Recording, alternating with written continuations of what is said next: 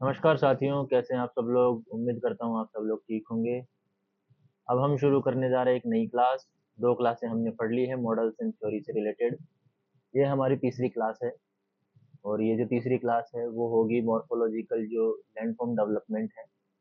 Davis और Penck का जो आपके सिलेबस में कॉन्सेप्ट दिया हुआ है वो आप लोगों के लिए इम्पोर्टेंट है।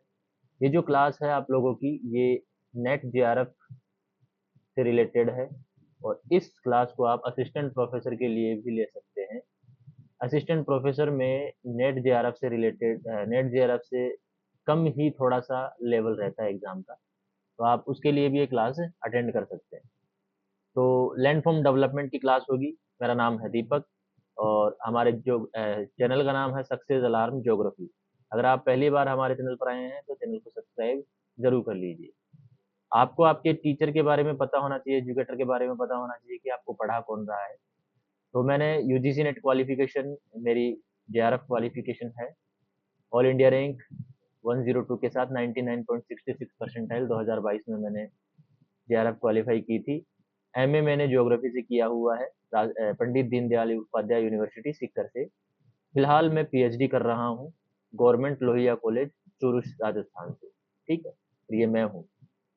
चलिए हम शुरू करते हैं हमारा कॉन्सेप्ट जो नेट में असिस्टेंट प्रोफेसर में पूछा जाता है। जियोमॉर्फोलॉजी का ये कॉन्सेप्ट है, ध्यान रखिएगा। ठीक है, तो चलिए शुरू करते हैं बिना समय गवाते हुए। अगर आपने हमारे चैनल को अभी तक सब्सक्राइब नहीं किया है तो चैनल को सब्सक्राइब कर ले ताकि आगे आने वाली वीडियोस की नोटिफिकेशन आप लोगों को मिल सके। तो चलिए पढ़ते हैं हम स्थल रूप विकास का सिद्धांत। सबसे पहले हम पढ़ेंगे यहाँ पर डेविस का जो स्थल रूप विकास का सिद्धांत है वो हम लोग यहाँ पर पढ़ेंगे। ठीक है, तो चलिए शुरू करते हैं।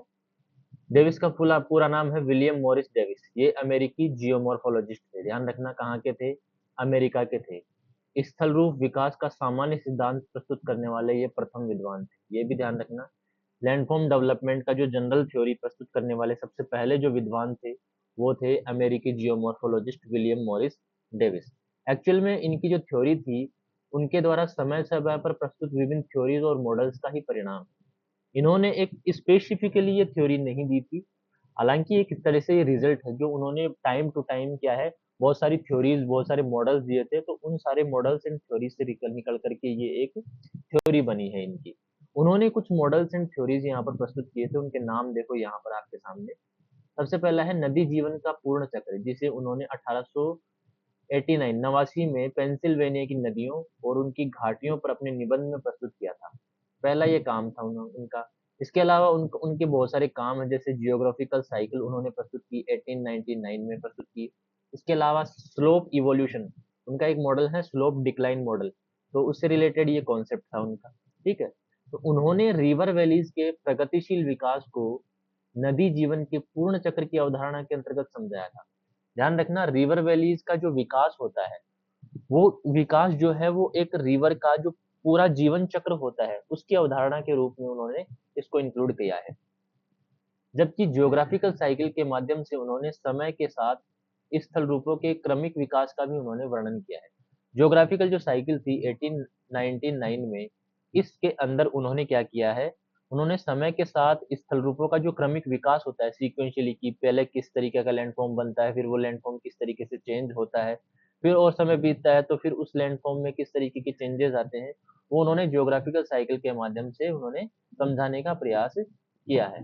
उनका सिद्धांत इस प्रकार व्यक्त किया जा सकता है कि स्थल रूप जो है वो समय के साथ क्रमिक परिवर्तन से गुजरते हैं। ये जो लाइन है वो आप लोग ध्यान रखिएगा।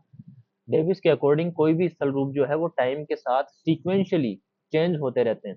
मतलब जैसे अपनी जो अवस्थाएं होती है ना, कि पहले बचपन होता है, फिर जवानी आती है, फिर प्रौढ़ावस्था आती है, फिर वृद्धावस्था आती है, ये क्रमिक रूप से चलते हैं। इसी तरह से उन्होंने स्थल रूप को भी बताया था कि स्थल रूप भी जो है समय के अनुसार क्रम से परिवर्तित होता रहता है। ठीक है, और यह है यूथ, मैच्योर और ओल्ड अवस्थाओं से होकर गुजरते हैं।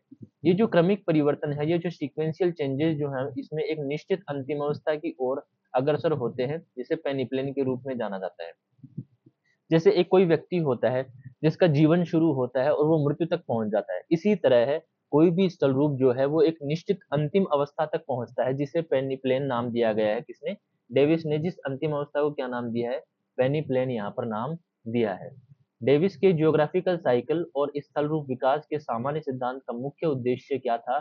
स्थल रूपों का व्यवस्थित वर्णन और उनका आनुवांशिक वर्गीकरण प्रस्तुत करना था।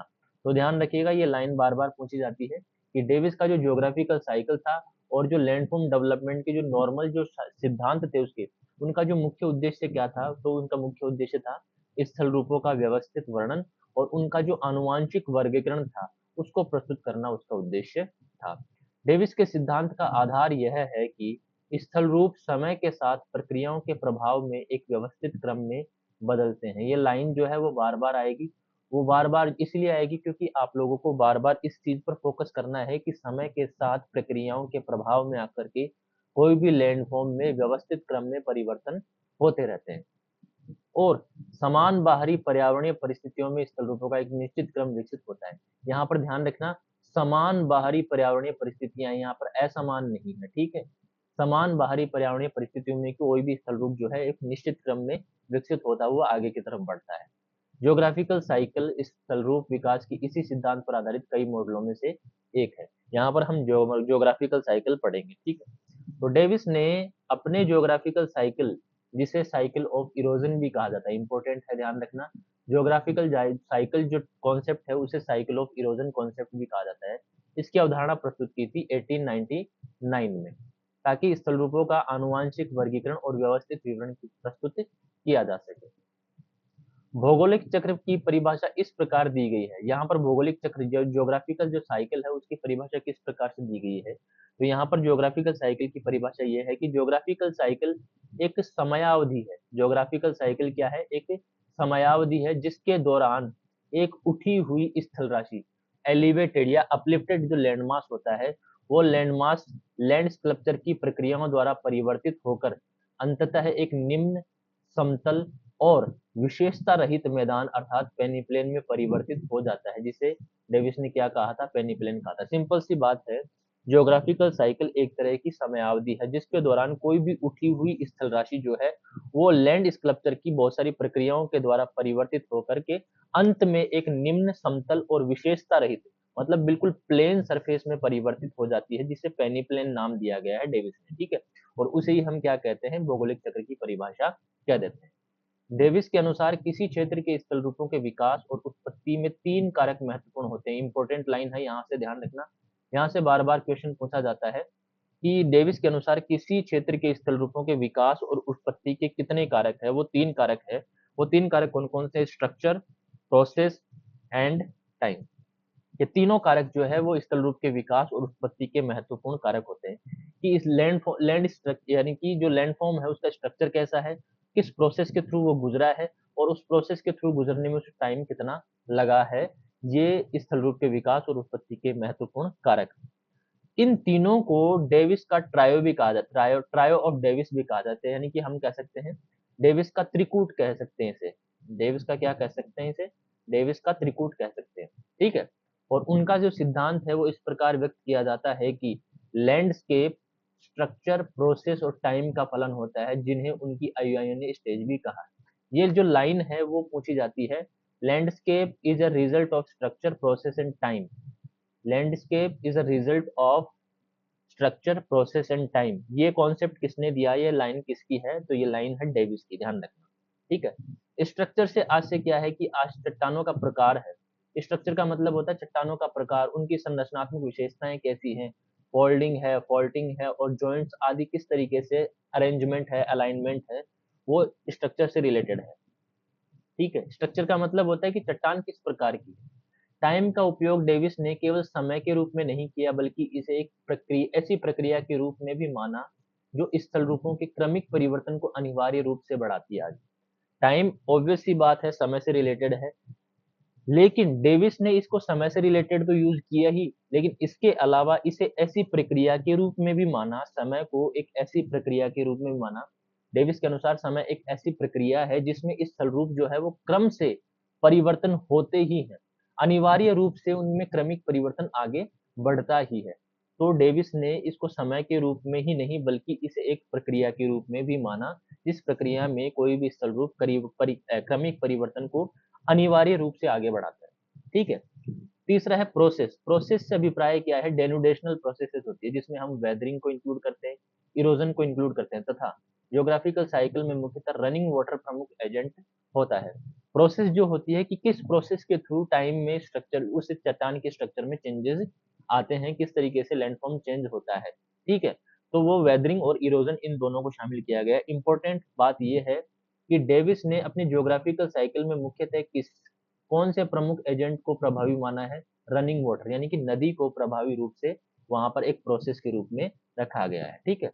तो डेविस के ज्योग्राफिकल साइकिल मॉडल की मूल मान्यताएं निम्न प्रकार है कि मूल मान्यताएं किस तरीके से थी कि किस तरह के लैंडफॉर्म पर, किस तरह की परिस्थितियों में कोई भी लैंडफॉर्म जो है वो परिवर्तित होगा क्रमिक और व्यवस्थित तरीके से। ठीक है। तो यहाँ पर ये लाइन ध्यान रखना, स्थल रूप जो है वो आंतरिक और बाह्य है।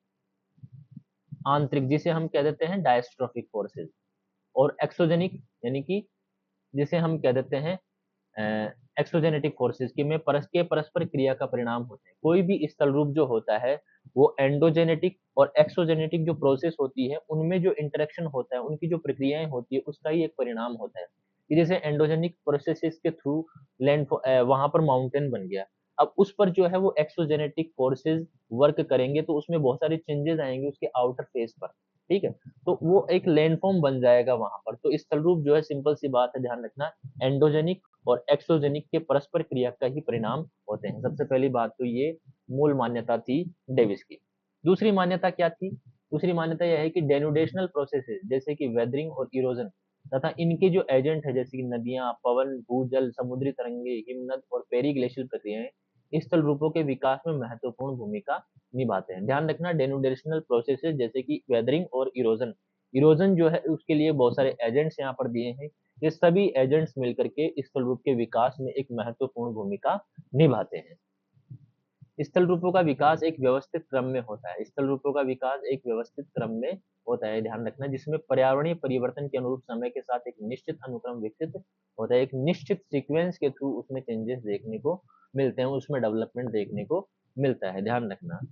आगे चलते हैं। नदियां अपनी घाटियों को तब तक तीव्रता से नीचे की ओर काटती है जब तक ग्रेडेड कंडीशन प्राप्त नहीं हो जाती। यहाँ पर ये लाइन जो है उसको समझने की जरूरत है कि नदियां जो है वैलीज के अंदर तब तक नीचे की ओर कटिंग करती है, मतलब उसको गहरा तब तक करती है जब तक कि पूरी तरीके से ग्रेडेड कंडीशन प्राप्त उसे नहीं हो जाती है, तब तक कि उसे काटती ही रहती है। स्थल राशि में अपलिफ्टमेंट तीव्र गति से और अल्प अवधि में होता है। ध्यान रखना, सबसे पहले सबसे मेन इंपॉर्टेंट बात यहाँ पर यह भी है, इंपॉर्टेंट बात ये भी है कि स्थल राशि, कोई भी स्थल राशि जो है उसका जो अपलिफ्टमेंट है वो अपलिफ्टमेंट बहुत तेज गति से हुआ है। लेकिन जो अपलिफ्टमेंट हुआ है किसी भी चीज में अगर स्पीड तेज होगी तो काम जो है वो जल्दी हो जाएगा। इसका मतलब ये है कि जो अपलिफ्टमेंट हुआ है वो तीव्र गति से हुआ है, और तीव्र गति से होने के कारण बहुत ही कम अवधि के अंदर जो है वो स्थल रूप का अपलिफ्टमेंट हो चुका है। ध्यान रखना, विकास नहीं हुआ है, अपलिफ्टमेंट हुआ है यहाँ। यानी कि अपलिफ्टमेंट का मतलब होता है ऊपर उठना। स्थल रूप जो है वो, स्थल राशि जो है वो ऊपर की तरफ उठी, जो कि कम समय में उठी। अब इसके बाद में यहाँ पर क्या करेंगे, ये भी जो भी एजेंट्स हमने देखे थे जेनुडेशनल प्रोसेसेस में, जैसे नदियां, विंड्स, ये भी जो है वो सारे इनके ऊपर काम करेंगे। और स्पेशली डेविस की जो ज्योग्राफिकल साइकिल है उसमें कौन सा एजेंट इंक्लूड किया गया है? नदी को इंक्लूड किया गया है। यद्यपि डेविस ने धीमी गति से होने वाले अपलिफ्टमेंट की संभावना को भी स्वीकार किया है। ध्यान रखना, डेविस ने धीमी गति से होने वाले अपलिफ्टमेंट को भी स्वीकार किया है, प्लस तीव्र गति से होने वाले अपलिफ्टमेंट को भी स्वीकार किया गया है। लेकिन सबसे ज्यादा जो जोर दिया गया है डेविस का, वो दिया गया है तीव्र गति से होने वाले अपलिफ्टमेंट में, जो कि बहुत ही कम समय में हो जाता है। ठीक है। यहाँ पर इंपॉर्टेंट लाइन ये आती है कि इरोजन तब तक प्रारंभ नहीं होता जब तक अपलिफ्टमेंट पूर्ण न हो जाए, अर्थात अपलिफ्टमेंट और इरोजन साथ साथ नहीं चलते हैं। ध्यान रखना, अकॉर्डिंग टू WM डेविस, किसी भी स्थल राशि के अपलिफ्टमेंट होने के बाद में इरोजन शुरू होता है। अपलिफ्टमेंट से पहले किसी भी तरह का इरोजन नहीं शुरू होगा। यानी कि देखो कोई भी कॉन्सेप्ट जब हम पढ़ते हैं तो हमें जो कॉन्सेप्ट जिसके द्वारा दिया गया है उसके अकॉर्डिंग ही हमें पढ़ना है। हालाँकि हम ये कह सकते हैं कि अपलिफ्टमेंट एंड इरोजन साथ-साथ चलता है। क्योंकि अपलिफ्ट इरोजन जो है वो इंतज़ार नहीं करेगा कि कब अपलिफ्टमेंट होगा और कब मैं अपना कार्य करना शुरू करूँगा। लेकिन यहाँ पर डेविस महोदय ने ये कहा है कि भाई साहब इरोजन तब तक प्रारंभ नहीं होता है, जब तक कि अपलिफ्टमेंट पूरी तरीके से नहीं हो जाएगा। यानी कि जब तक अपलिफ्टमेंट होगा इरोजन नहीं होगा। मतलब अपलिफ्टमेंट के बाद ही इरोजन होगा। इरोजन और अपलिफ्टमेंट दोनों साथ-साथ नहीं चलते हैं। ये बात बताई है डब्ल्यू.एम. डेविस ने। तो ये बहुत इंपॉर्टेंट चीज़ है, ध्यान रखना।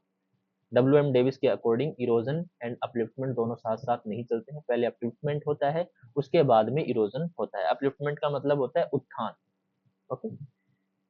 ये जो ज्योग्राफिकल साइकिल है, वो 3 चरणों में होती है। डब्ल्यू.एम. डेविस के अकॉर्डिंग इस चक्र के 3 चरण होते हैं। कौन-कौन से चरण होते हैं? जैसे किसी भी लाइफ में बहुत सारे चरण होते हैं, उसी तरीके से यहाँ पर 3 चरण बताए गए हैं। यूथफुल स्टेज बताई गई है, मतलब युवावस्था बताई गई है। मैच्योर स्टेज बताई गई है, मतलब प्रौढ़ावस्था बताई गई है। और ओल्ड स्टेज बताई गई, मतलब वृद्धावस्था बताई गई। यूथफुल स्टेज में क्या होता है? स्ट्रीम लेंथनिंग होती है। स्ट्रीम लेंथनिंग का मतलब होता है जो नदी होती है, जो धारा होती है, उसकी लंबाई बढ़ती है। यूथफुल स्टेज में स्ट्रीम लेंथनिंग होती है, धारा की लंबाई बढ़ती है। और मैच्योर स्टेज में क्या होता है? स्ट्रीम वाइडनिंग होता है, मतलब जो धारा होती है, जो नदी होती है, उसकी जो चौड़ाई है वो बढ़ती है। यूथफुल स्टेज में लंबाई बढ़ती है, मैच्योर स्टेज में चौड़ाई बढ़ती है। ठीक है? और ओल्ड स्टेज में क्या होता है? पेनिप्लेन का निर्माण होता है। ओल्ड स्टेज में निम्न समतल बिना किसी आकृति रहित जो प्लेन होता है वो उसका निर्माण होता है और उसे डेविस ने क्या नाम दिया? पेनिप्लेन नाम दिया है। नेक्स्ट यहाँ पर चलते हैं। देखिए डेविस ने अपने जियोग्राफिकल साइकिल मॉडल को एक ग्राफ के माध्यम से समझाया है। देखो ये ग्राफ जो है वो यहाँ पर दिया हुआ है, ये रहा ग्राफ। इस ग्राफ के माध्यम से उन्होंने समझाया है 3 स्टेजेस में। देखो यहाँ पर जो है वो टाइम भी है, टाइम दिया हुआ है कि कोई भी लैंडफॉर्म जो है वो टाइम के साथ-साथ कैसे चेंज होता है, ठीक है? यहाँ से सबसे पहले उन्होंने बताया कि सबसे पहले अपलिफ्टमेंट होगा। सबसे पहले क्या होगा? अपलिफ्टमेंट होगा। अपलिफ्टमेंट के बाद में यहाँ पर फिर वर्क करना शुरू होता है। और यूथफुल स्टेज में क्या होता है? यहाँ पर कटाव होता है। देखो ए से लेकर के बी तक जो है वो तो है बेस लेवल से ऊंचाई। यहाँ से लेकर के यहाँ तक इसे कहा गया है रिलेटिव हाइट। यहाँ से लेकर के यहाँ तक कहा गया है इसे रिलेटिव हाइट, सापेक्षिक उच्चावस्था। और यहाँ से लेकर के यहाँ तक कहा गया है इसे निरपेक्ष उच्चावस्था। ठीक है? तो सापेक्षिक उच्चावस्था यहाँ पर यूथ स्टेज में समान बनी रहती है। लेकिन जैसे ही ये मैच्योर स्टेज में एंटर करती है, तो सापेक्षिक उच्चावस्था जो है वो धीरे-धीरे कम होती जाती है और ढलान भी जो है वो कम होता चला जाता है। लेकिन धीरे-धीरे ओल्ड स्टेज में आते-आते क्या होता है? सापेक्षिक उच्चावस्था और भी कम होती चली जाती है और जो हमें उस्थल रूप ऊँचा उठा हुआ दिख रहा था, वो धीरे-धीरे क्या हो जाता है? छोटी-छोटी जो बची हुई रेज़िडुअल जो पहाड़ियाँ होती है, उनमें परिवर्तित हो जाता है। इन बची हुई पहाड़ियों को डेविस ने क्या नाम दिया? मोनोडोनोक नाम दिया। और अंत में जो ये प्लेन क्रिएट हुआ यहाँ पर, ये जो प्लेन बना, समतल निम्न जो मैदान है इससे बना, इसे पेनी प्लेन कहा गया। क्या कहा गया? पेनी प्लेन कहा गया। इस ग्राफ के थ्रू इसे समझाया गया है। ध्यान रखना, altitude of highest divide summit. Highest divide summit का मतलब होता है ये जो लेवल है, ये जो लेवल दिखाया गया है, ये हाईएस्ट डिवाइड समिट का एल्टीट्यूड है, उसकी ऊंचाई दी गई है कि कैसे-कैसे यूथफुल स्टेज में इसकी ऊंचाई बहुत ज्यादा थी, फिर मैच्योर स्टेज में आते-आते इसकी जो ऊंचाई है वो बहुत कम हो गई और ओल्ड स्टेज में आते-आते इन सब की जो ऊंचाई है वो बहुत ज्यादा कम होती चली जाती है। ठीक है? ये चीज हमें ध्यान रखना है। और ये जो है ये जो लाइन दी गई है ये बेस लेवल दिया गया है। बेस लेवल का मतलब होता है एक ऐसा स्तर जिसके बियॉन्ड किसी भी तरीके का कोई इरोजन नहीं होता है। देखो यहाँ पर देखिए, इसके नीचे किसी भी तरह का ऐसे कोई इरोजन नहीं दिया हुआ है। ठीक है? इस तरीके का यहाँ पर कोई भी इरोजन नहीं दिया हुआ है। ठीक है? सारा जो भी इरोजन हो रहा है, सारा जो भी जो वर्क हो रखा है वो इस लाइन से ऊपर दिया गया है, इस लाइन से ऊपर दिया गया है। ठीक है? तो ध्यान रखना, कोई भी नदी जो है वो बेस लेवल के बियॉन्ड नहीं जाती है, बेस लेवल तक ही इरोजन करती है। और बेस लेवल क्या होता है? ये मेजर जनरल पावेल ने बताया गया है कि कोई भी नदी जो है वो समुद्र तल तक की, समुद्र के स्तर तक की इरोजन कर पाती है, उसके बियॉन्ड नहीं जा पाती। कहाँ थे हम? ठीक है, ग्राफ के माध्यम से समझाया गया, हमें पता है। इरोजन साइकिल की शुरुआत जो होती है वो स्थल राशि के अपलिफ्टमेंट से होती है। ये ध्यान रखना, इरोजन साइकिल की जो शुरुआत होती है वो स्थल राशि के अपलिफ्टमेंट से होती है। मतलब स्थल राशि का जो अपलिफ्टमेंट है, जो उत्थान है, अपलिफ्टमेंट का मतलब होता है उत्थान, तीव्र गति से और अल्प अवधि में होता है। ये लाइन जो है वो आप लोगों को ध्यान रखनी है कि किसी भी स्थल राशि का उत्थान डेविस के अकॉर्डिंग तीव्र गति से होता है और अल्प अवधि में होता है और बिना किसी इरोजन के होता है। तथा यह समरूप संरचना, होमोजीनस स्ट्रक्चर वाली संरचना, मतलब जो स्थल राशि हमें दिखाई दे रही है जिसका अपलिफ्टमेंट हुआ है, उसके जो कैरेक्टरिस्टिक्स है वो चारों तरफ से एक समान होंगे। किसी भी तरीके का उसमें वेरिएशन, स्ट्रक्चरल वेरिएशन या कंपोजिशनल वेरिएशन उसमें नहीं देखने को मिलेगा। एक ही स्ट्रक्चर वाली, होमोजीनस स्ट्रक्चर वाली हम कह सकते हैं कि वहां पर स्थल रूप होगा। और यह है जो अपलिफ्टमेंट का चरण चक्र में शामिल नहीं किया था। ध्यान रखना, इरोजन साइकिल की शुरुआत अपलिफ्टमेंट से होती है, लेकिन अपलिफ्टमेंट का जो टाइम होता है उसे इरोजनल साइकिल में या यानी कि जो चक्र होता है उसमें शामिल नहीं किया जाता है, क्योंकि यह इरोजन साइकिल की प्रारंभिक या प्रिपरेटरी अवस्था होती है, एक तैयारी वाली अवस्था होती है। जैसे कि कोई भागता है तो भागने से पहले एक पोजीशन लेता है कि हाँ, आपको रन करने के लिए इस पोजीशन में आना पड़ेगा, तो ये पोजीशन होती है अपलिफ्टमेंट।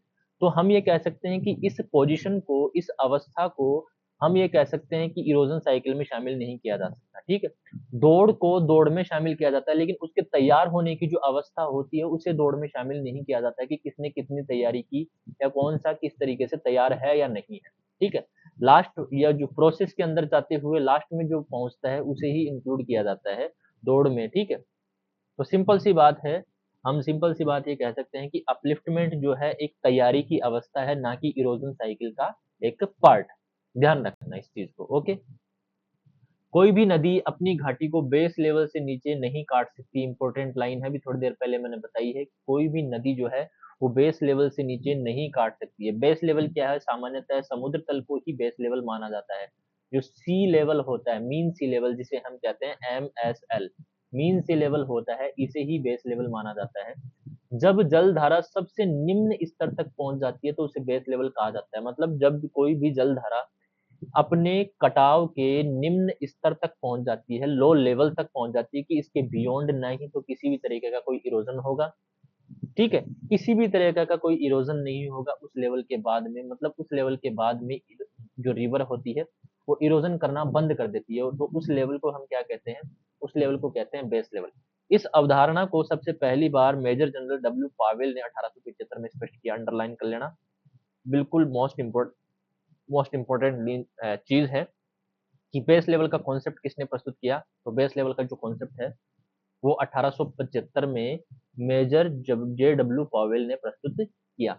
उन्होंने कहा कि समुद्र का स्तर एक महान बेस लेवल है। उन्होंने क्या कहा? समुद्र के स्तर को एक महान बेस लेवल कहा, जिसके नीचे स्थलीय भाग का अपरदन नहीं हो सकता, बिल्कुल भी नहीं हो सकता। ठीक है, इसके बाद ये तो था। तो अपलिफ्टमेंट की हमने प्रोसेस देख ली कि अपलिफ्टमेंट हुआ और इरोजन नहीं होगा, तो मतलब अपलिफ्टमेंट वाली जो अवस्था है वो प्रिपरेटरी अवस्था कही जाती है, तैयारी की अवस्था कहा जाता है, उसे इरोजनल साइकिल में इंक्लूड नहीं किया जाता। जब अपलिफ्टमेंट कंप्लीट हो जाता है तो उसके बाद में इरोजन प्रारंभ होता है। ध्यान रखना, अपलिफ्टमेंट और इरोजन साथ साथ नहीं चलता। इरोज अपलिफ्टमेंट कंप्लीट हो जाता है, उसके बाद में इरोजन प्रारंभ होता है और पूरा चक्र जो है वो निम्नलिखित 3 अवस्थाओं से गुजरता है। प्रिपरेटरी अवस्था कंप्लीट होने के बाद में इरोजन शुरू होता है और यहाँ पर फिर 3 अवस्थाओं से होकर ये गुजरता है। कौन कौन सी? यूथ स्टेज, मैच्योरिटी स्टेज और ओल्ड स्टेज। यहाँ पर देखिए, यूथ स्टेज में वैली डीपनिंग होती है, है ना, और मैच्योरिटी स्टेज में वैली वाइडनिंग होती है, वैली जो है उसका जो आकार है वो बढ़ता है। ठीक है, और ओल्ड स्टेज में सब कुछ समतल हो जाता है, बीच बीच में थोड़े बहुत यहाँ पर रेजिडुअल हिल्स बच जाती है, जिसे मोनोटोनिक नाम दिया है डेविस ने।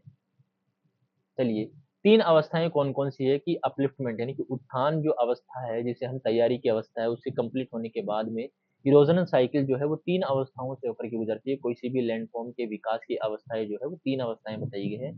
सबसे पहली है यहाँ पर युवा अवस्था। युवा अवस्था देखो सबको पता है, युवा अवस्था में जो है वो पावर ज्यादा होती है। पावर ज्यादा होती है इसका मतलब यहाँ पर इसको इससे रिलेटेड करके अगर हम देखें तो इरोजन भी ज्यादा होगा, वैली डीपनिंग ज्यादा होगी, नदियों का जो आकार है वो छोटी नदियों से लेकर के वो बड़ी नदियों में फैल जाएगा, ठीक है। हेडवर्ड इरोजन ज्यादा होता है, मतलब जो नदी की जो लंबाई होती है वो ज्यादा बढ़ती जाती है। जैसे हम हेडवर्ड इरोजन किसे कहते हैं? हेडवर्ड इरोजन देखो इसे कहते हैं जब जैसे मान लो नदी यहाँ से उत्पन्न हो रही है और यहाँ पर ऐसे चल रही है। एक मिनट रुकना गाइस।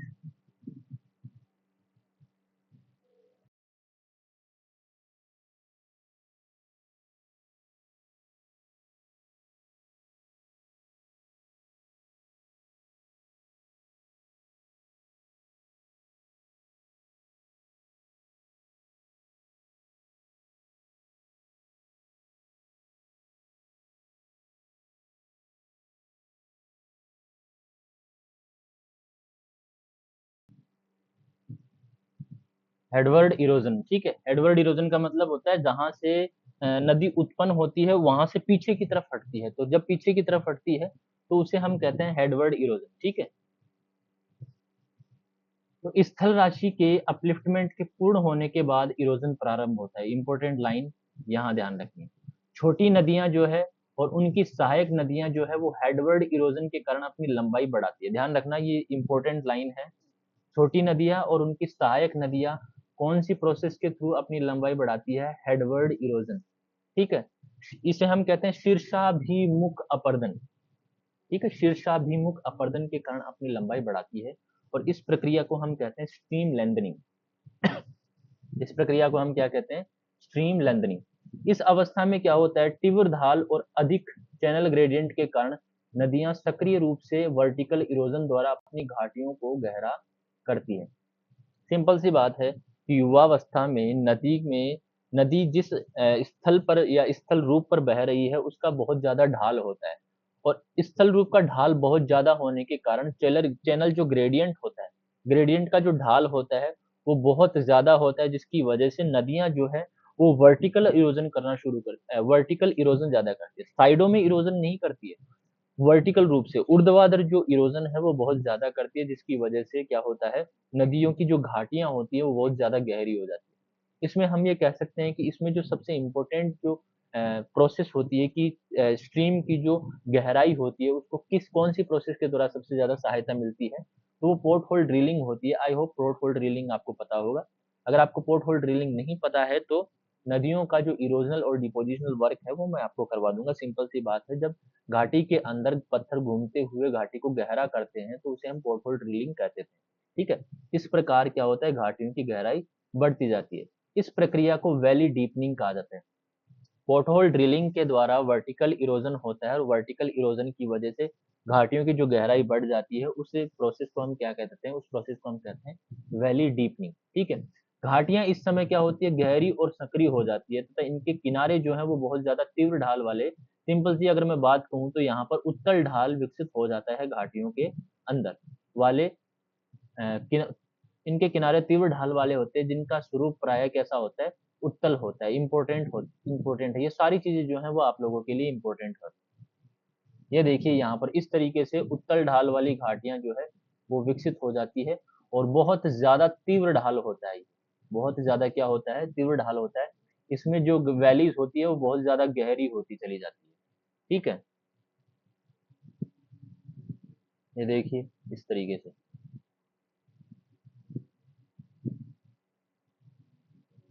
युवावस्था में वर्टिकल इरोजन और वैली डीपनिंग की दर बहुत ज्यादा होती है। वैली डीपनिंग की दर जो होती है मतलब घाटी को गहरा करने की जो रेट होती है वो बहुत ज्यादा होती है, क्योंकि वर्टिकल इरोजन बहुत ज्यादा होता है। क्यों होता है? क्योंकि चैनल ग्रेडियंट उस समय बहुत ज्यादा होता है। चैनल ग्रेडियंट जितना ज्यादा होगा उतना ज्यादा वैली डीपनिंग की प्रोसेस होगी। और चैनल ग्रेडियंट नदी के प्रवाह की जो वेलोसिटी होती है, नदी का जो प्रवाह होता है उसकी जो स्पीड होती है और इसकी जो काइनेटिक एनर्जी होती है उसको बढ़ा देता है। ध्यान रखना, जितना ज्यादा स्लोप होगा काइनेटिक एनर्जी उतनी ही ज्यादा होगी और जितनी ज्यादा काइनेटिक एनर्जी होगी नदी के प्रवाह की वेलोसिटी भी उतनी ही ज्यादा होगी, और जितनी ज्यादा फ्लो वेलोसिटी होगी, जितनी ज्यादा फ्लो वेलोसिटी होगी और ग्रेडियंट के बढ़ने से नदियों की जो ट्रांसपोर्टिंग जो कैपेसिटी होती है वो भी बढ़ जाती है। जितनी ज्यादा स्पीड से नदी चलती है, जितनी ज्यादा काइनेटिक एनर्जी से आगे बढ़ती है, उतनी ज्यादा ट्रांसपोर्टिंग कैपेसिटी उसकी बढ़ जाती है, और जितनी ज्यादा ट्रांसपोर्टिंग कैपेसिटी होती है उसके कारण नदियां बड़े और अधिक कोणीय बोल्डरों को भी वहन प्रदान कर सकती है। मतलब उसमें बड़े बड़े पत्थर भी उसके साथ बहते हुए आगे की तरफ चले जाते हैं, जो कि वैली इंसीजन और वैली डीपनिंग, मतलब वैली को काटना और वैली को गहरा करने में बहुत ज्यादा सहायक होते हैं कोणीय बोल्डर, विशेषकर पोर्ट होल ड्रिलिंग की प्रक्रिया के माध्यम से। सिंपल सी बात है कि कोई भी नदी युवावस्था में वर्टिकल इरोजन करती है या वैली डीपनिंग करती है।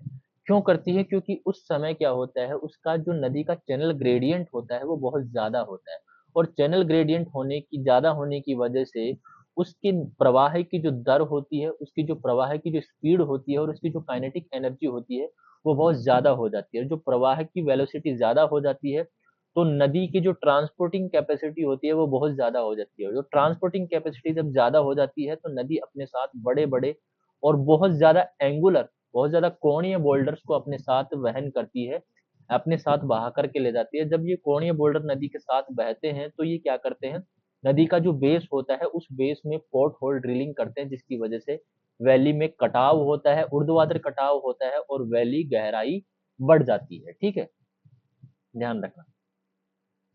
दूसरी है परिपक्व अवस्था। परिपक्व अवस्था मतलब mature stage. Mature stage, mature stage जो होती है वो युवा अवस्था की अगली अवस्था होती है।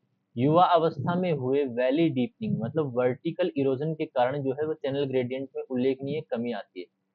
देखो, जिस तरीके से युवावस्था में वैली डीपनिंग होती है उसकी वजह से धीरे धीरे धीरे धीरे क्या होता है, उसका जो चैनल होता है, नदी का जो चैनल होता है, उसका जो ढाल होता है, उसमें धीरे धीरे कमी आना शुरू होती है, जिसके परिणाम स्वरूप जैसे जैसे को उसका ढाल कम होगा तो नदी नदी की जो प्रवाह की जो दर होती है, जो स्पीड होती है, वो भी क्या होती चली जाती है, कम होती चली जाती है। और इस प्रकार जो है वो प्रारंभिक परिपक्व अवस्था की शुरुआत हो जाती है। पहले पॉइंट में क्या होता है, चैनल ग्रेडियंट में कमी आती है। जैसे ही चैनल ग्रेडियंट में कमी आती है, नदी का जो वेग होता है, उसका जो प्रवाह होता है, उसमें कमी आती है। और जैसे ही प्रवाह में कमी आती है तो उसकी जो ट्रांसपोर्टिंग कैपेसिटी जो होती है उसमें भी कमी आती है। सिंपल सी बात है, पहले ग्रेडियंट में कमी आएगी, ग्रेडियंट में कमी आएगी तो नदी का प्रवाह कम होगा, नदी का प्रवाह कम होगा तो उसकी जो ट्रांसपोर्टिंग कैपेसिटी है वो भी कम हो जाएगी, जिसके परिणाम स्वरूप डाउन कटिंग जो है, मतलब जो पहले क्या हो रहा था, नदी डाउन कट कर रही थी, वर्टिकल इरोजन कर रही थी, तो डाउन कटिंग की जगह क्या होता है, जैसे ही प्रवाह में कमी आएगी, ट्रांसपोर्टिंग कैपेसिटी में कमी आएगी, तो डाउन कटिंग जहां पर हो रही थी उसके स्थान पर क्या हो जाएगा, लेटरल इरोजन प्रारंभ हो जाता है। मतलब जो वैली होती है उसके किनारों का अपरदन प्रारंभ हो जाता है। सिंपल सी बात है, डाउन कटिंग स्लो पड़ जाएगी और लेटरल इरोजन मतलब किनारों का अपरदन जो है वो ज्यादा हो जाए, जिसकी वजह से जो घाटियां हैं उनकी चौड़ाई बढ़ने लग जाती है। तो घाटियों का चौड़ीकरण मतलब वैली वाइडनिंग जो है वो होने लगता है, घाटियां चौड़ी होने लगती है। और घाटियों के जो उत्तल ढाल होते हैं जो कि युवावस्था में होते हैं वो धीरे धीरे परिवर्तित होकर के समान या रेक्टिलिनियर ढाल में बदल जाती है। ध्यान रखना, जब हम स्लोप प्रोफाइल पढ़ते हैं तो यहाँ पर हम 4 तरीके के ढाल पढ़ते हैं: summital convexity, free face, rectilinearity and concavity. Okay, तो इनमें से जो कॉन्वेक्स स्लोप होता है वो धीरे धीरे क्या होता है, रेक्टिलिनियर स्लोप यानी कि समान, जो इस तरीके का जो ढाल होता है, पहले जो ढाल था वो इस तरीके से था, लेकिन अब जो ढाल होता है वो इस तरीके से धीरे हो जाता है।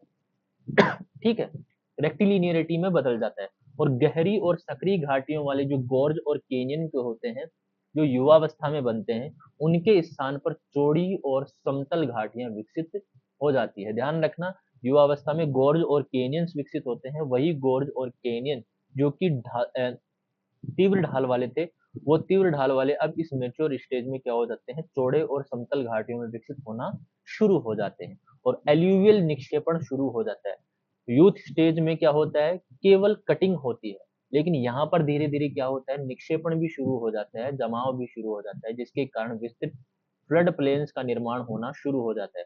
और ढाल के समतल या हल्के होने के कारण ढाल जो है वो कम होता चला जाता है और उसके कारण क्या होता है, नदियां बार बार अपना मार्ग बदलती रहती है। ध्यान रखना, बार बार नदियां अपना मार्ग बदलती रहती है। देखो आपने नाम सुना होगा कोसी नदी का, कोसी नदी का नाम सुना होगा, जिसे बिहार का शोक कहा जाता है। जब ये प्लेन में एंटर करती है तो उसका जो ढाल होता है उसमें कमी आती है और ढाल में कमी आने के कारण वो क्या होता है, अपना मार्ग बदलती है।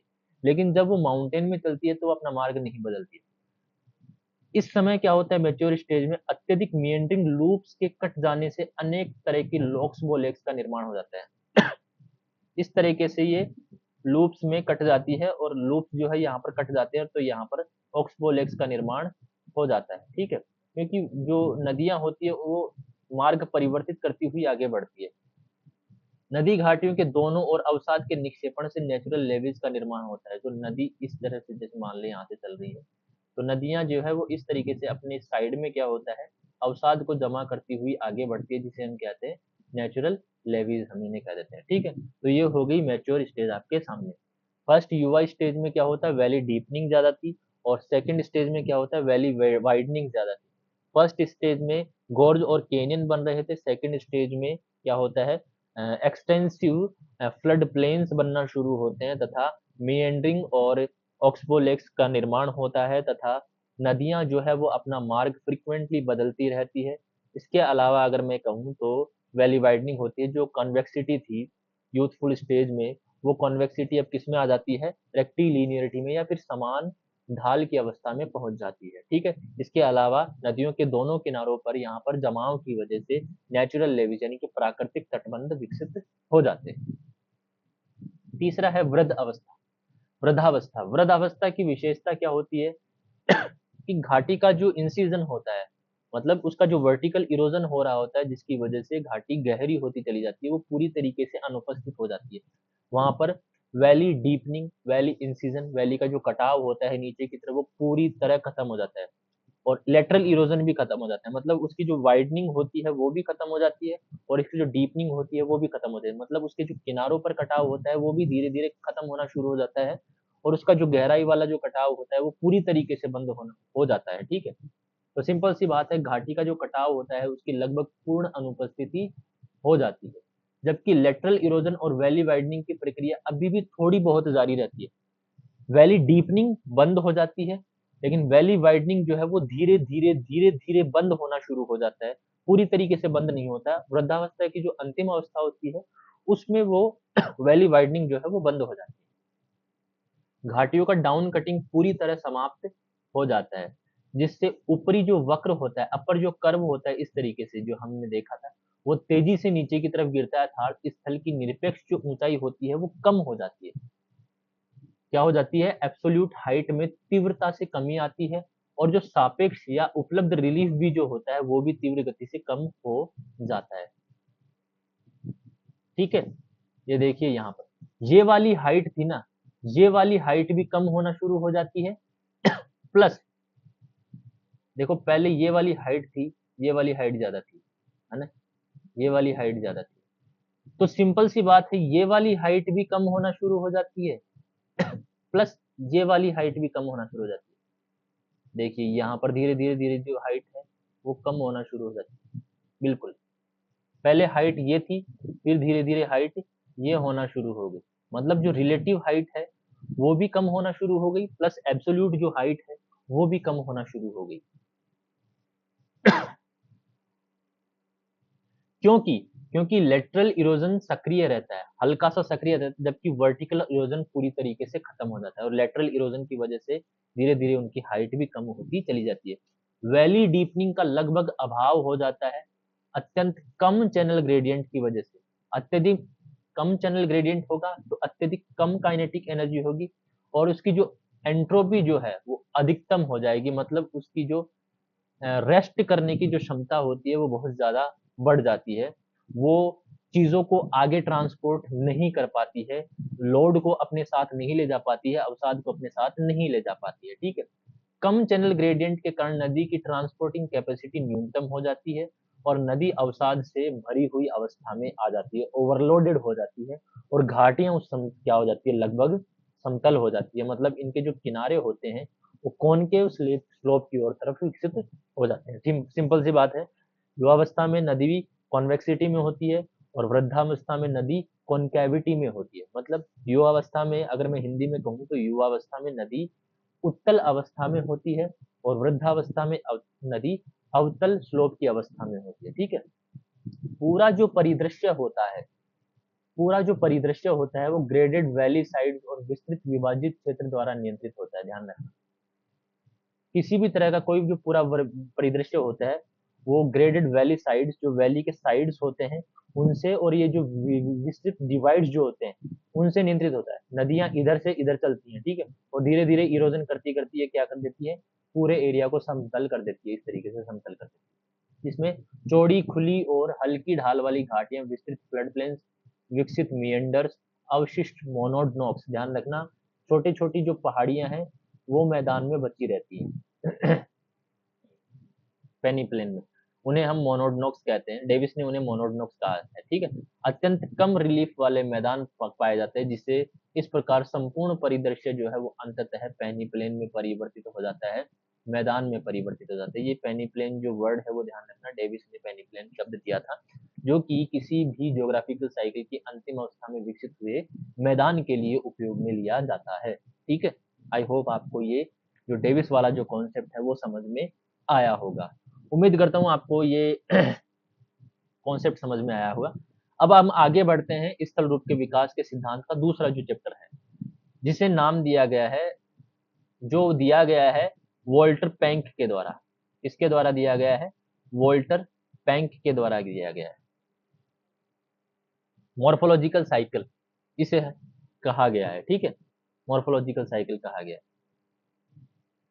तो डेविस का सिद्धांत हमने पढ़ लिया, अब हम पढ़ेंगे वॉल्टर पैंक का स्थल रूप विकास का सिद्धांत।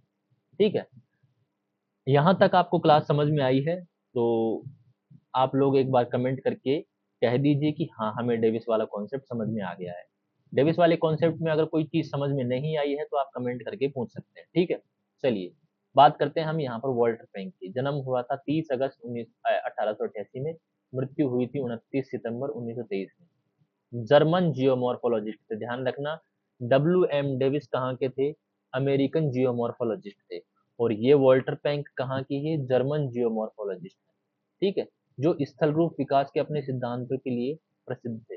वे प्रसिद्ध भूगोलवेत्ता अल्ब्रेक्ट पैंक के पुत्र थे। ध्यान रखना, एक तो आपने डब्लू पैंक पढ़ा होगा, एक आपने एल्ब्रेक्ट पैंक पढ़ा होगा।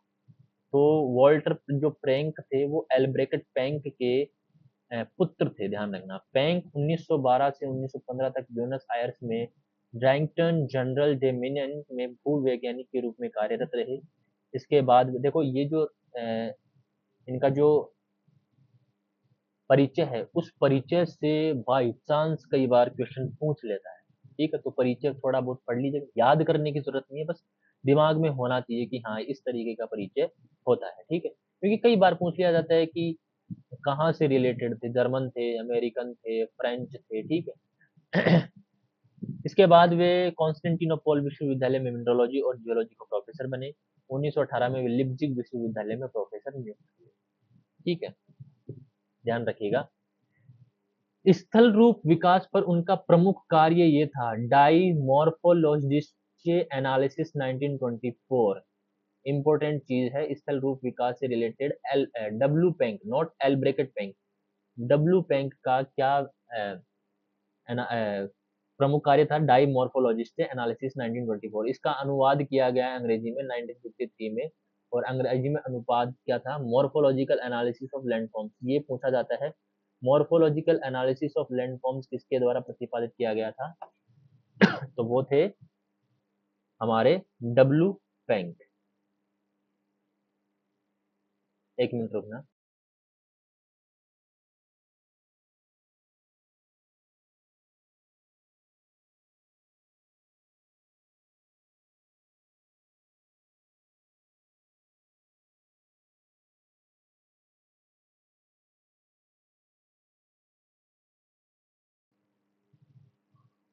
हाँ भाई,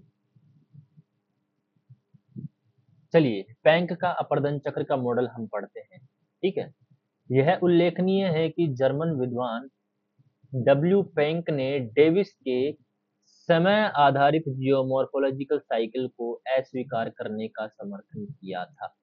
मतलब डेविस ने जो समय आधारित जो जियोमॉर्फोलॉजिकल साइकिल थी, जियोग्राफिकल साइकिल थी, उसे पेंक ने अस्वीकार कर दिया।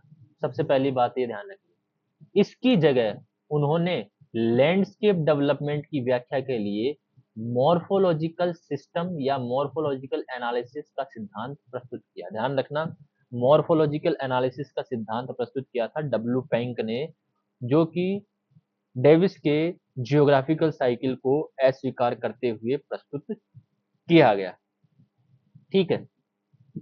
पेंक के जियोमॉर्फोलॉजिकल सिस्टम का मुख्य उद्देश्य था एक्सोजेनेटिक प्रोसेसेस और मॉर्फोलॉजिकल कैरेक्टरिस्टिक्स के आधार पर क्रिस्टल मूवमेंट के स्वरूप और उनके कारणों को समझना। बहुत ज्यादा इंपॉर्टेंट लाइन है ये, आप लोग ध्यान रखना। पेंक का जियोमॉर्फोलॉजिकल जो सिस्टम था या मॉर्फोलॉजिकल जो एनालिसिस था, उसका जो मुख्य उद्देश्य था वो क्या था? एक्सोजेनेटिक प्रोसेसेस और मॉर्फोलॉजिकल कैरेक्टरिस्टिक्स के आधार पर क्रिस्टल जो मूवमेंट था उसके स्वरूपों को और उस मूवमेंट के जो कारण है, उस स्वरूप का जो कारण है, उसको समझना था। सिंपल सी बात। उनके मॉडल का आधार यह था कि किसी क्षेत्र के स्थल रूप उसके टेक्टोनिक एक्टिविटी से संबंधित होते हैं।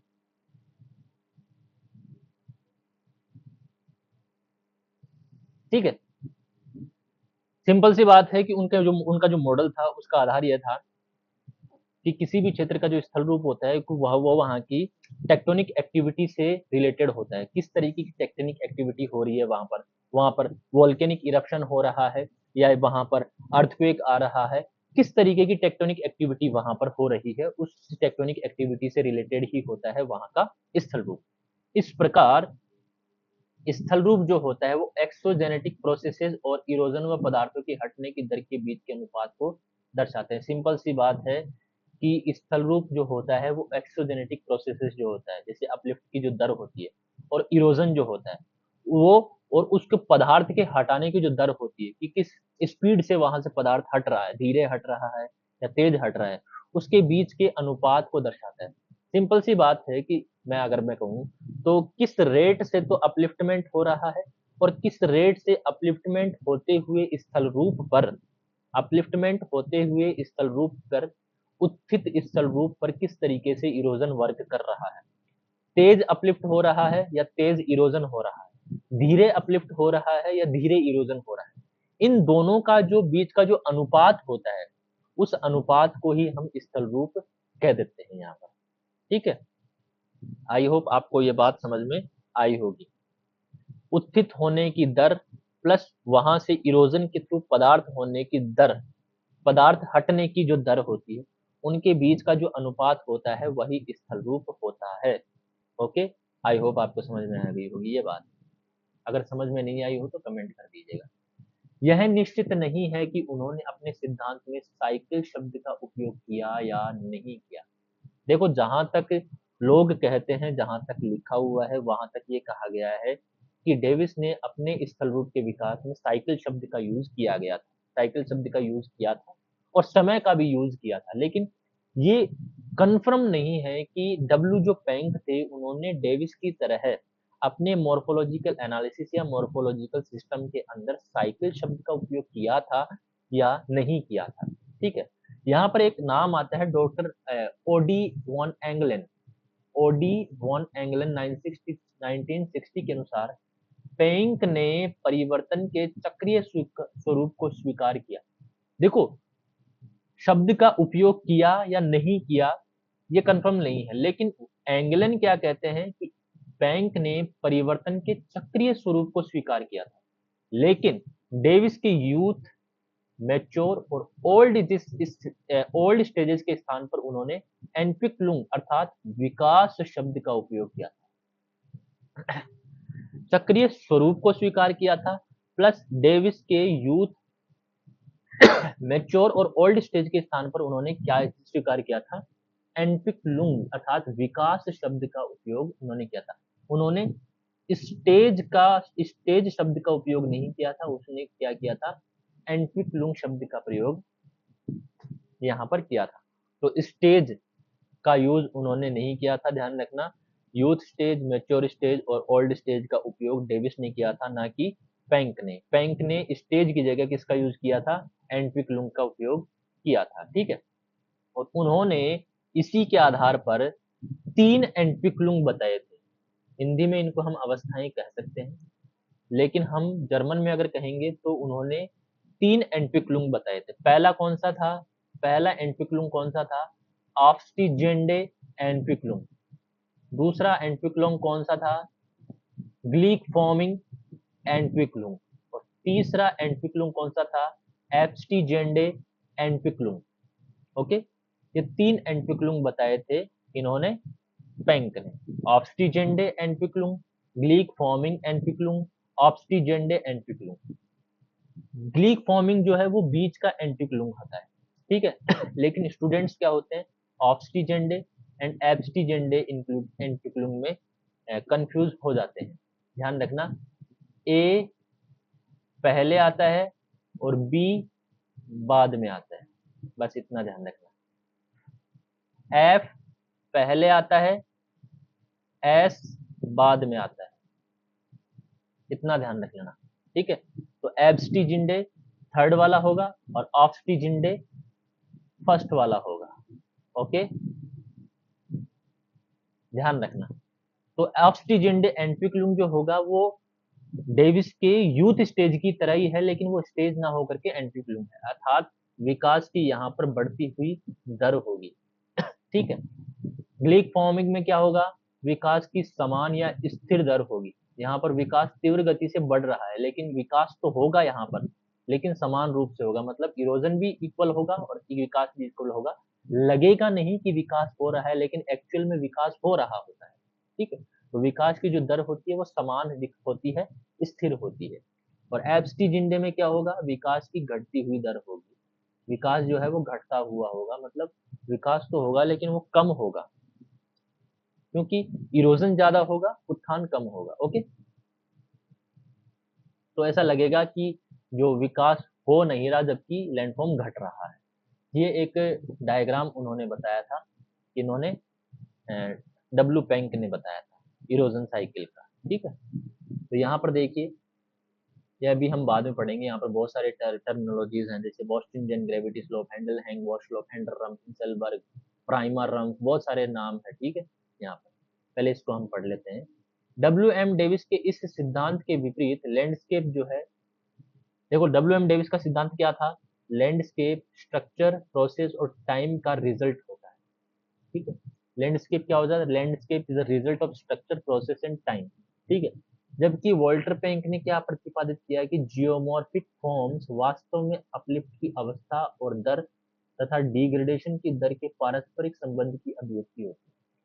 किस रेट से कौन सी अवस्था में अपलिफ्टमेंट हो रहा है और उस अपलिफ्टमेंट के साथ किस तरीके से डिग्रेडेशन काम कर रहा है, इन दोनों का जो पारस्परिक संबंध होगा वही जियोमॉर्फिक एनालिसिस के अंदर इंक्लूड किया गया है। पेंक ने प्राइमरम शब्द का उपयोग उस प्रारंभिक परिदृश्य के लिए किया जो अपलिफ्टमेंट से पहले विद्यमान होता है। देखो यहाँ पर अपलिफ्टमेंट नहीं हुआ, लेकिन एक टाइम के बाद में यहाँ पर अपलिफ्टमेंट हो जाता है। तो जब तक अपलिफ्टमेंट नहीं हुआ था, मतलब जिस जगह पर अपलिफ्टमेंट होना है उस जगह को पेंक ने क्या नाम दिया गया? पेंक ने क्या नाम दिया? प्राइमरम नाम दिया गया। क्या नाम दिया? प्राइमरम। उस जगह जहां पर अपलिफ्टमेंट होना है उस जगह को, यानी कि उस प्रारंभिक परिदृश्य को, भूदृश्य को क्या नाम दिया गया? प्राइमरम। ओके, ध्यान रखना। और प्राइमरम जैसा कॉन्सेप्ट डेविस ने नहीं बताया, उन्होंने डायरेक्ट बता दिया कि अपलिफ्टमेंट हो गया।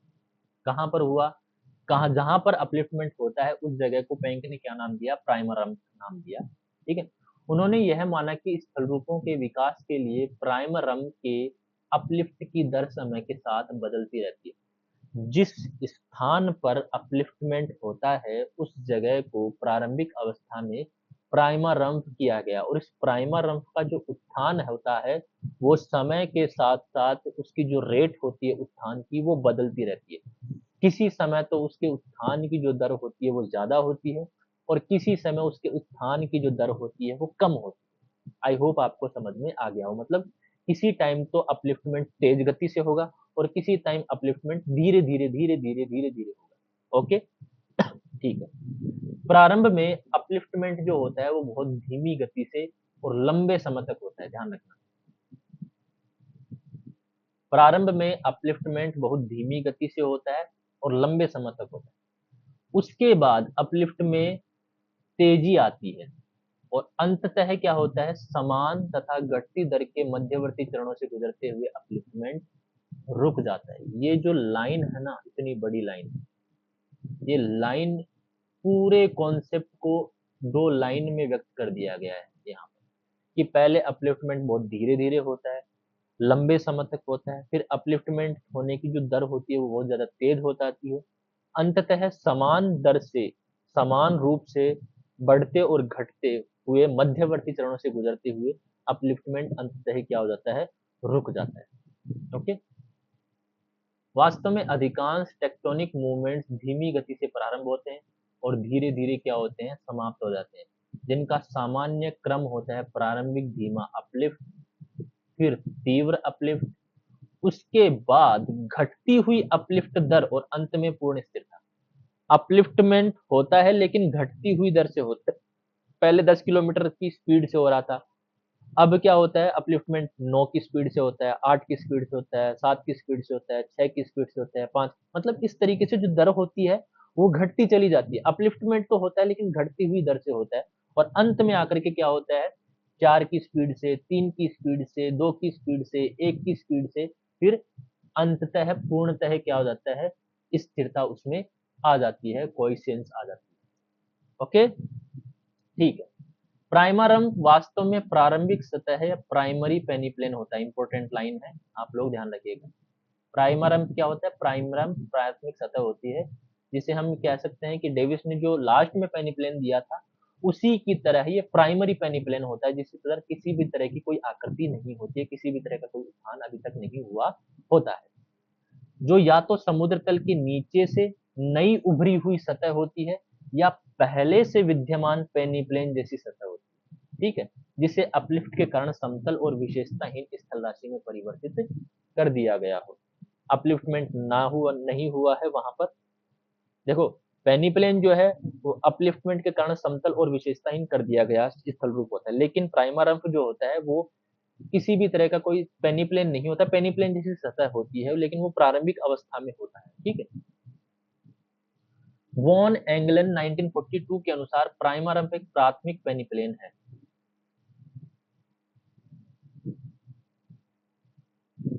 एक मिनट,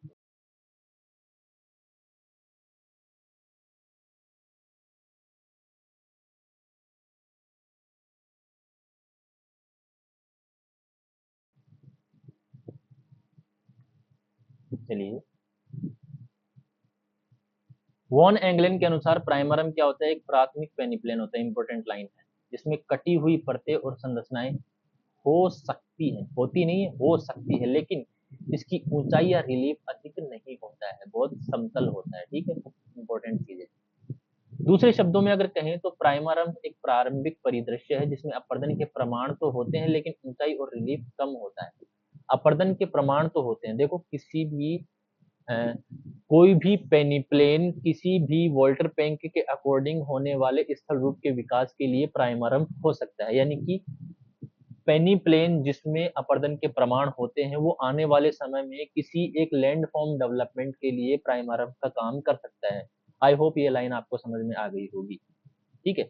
रिलीफ उसका कम होता है लेकिन उसमें अपर्दन के प्रमाण हो सकते हैं।